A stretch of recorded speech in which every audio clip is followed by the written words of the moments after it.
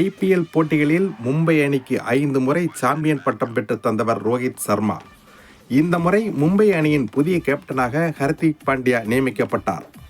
இதற்கு மும்பை அணிக்கு ஆதரவான கிரிக்கெட் ரசிகர்கள் எதிர்ப்பு தெரிவித்து வருகின்றனர்.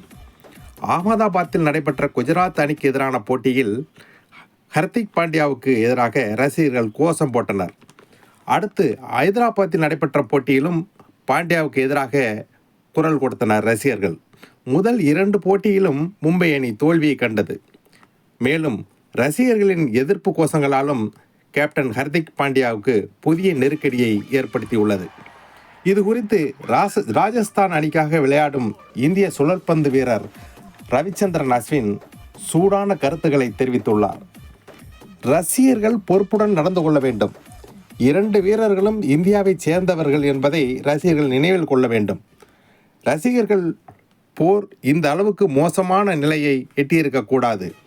கிரிக்கெட்டில் சினிமா கலாச்சாரம் புகுந்துவிட்டது. இந்தியாவில் மட்டும்தான் இப்படி நடக்கிறது என்கின்றார். கடந்த காலத்தில் சச்சின் தலைமையை ஏற்று கங்குலி விளையாடினார். அடுத்து கங்குலி தலைமையில் சச்சின் விளையாடினார். இந்த இருவரும் ராகுல் டிராவிட் தலைமையில் விளையாடினார்கள். மூவரும் கும்ப்ளே தலைமையை ஏற்று பல போட்டிகளில் பங்கேற்றனர்கள். இந்த ஜாம்பவான்கள் அனைவரும் தோனி தலைமையில் விளையாடியவர்கள் என்பது குறிப்பிடத்தக்கது. தோனி விராட் கோலி தலைமை ஏற்று விளையாடினார்.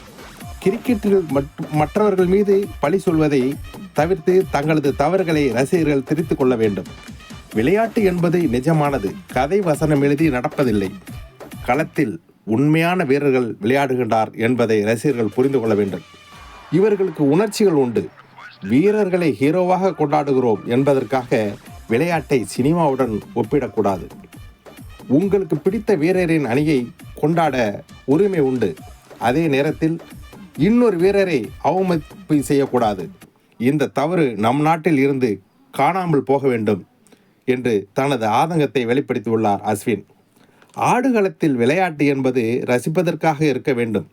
உணர்ச்சிகளை கொட்டி ஆடுகளம் போர்க்களமாக மாறக்கூடாது. இது ரசிகர்கள் கையில் உள்ளது.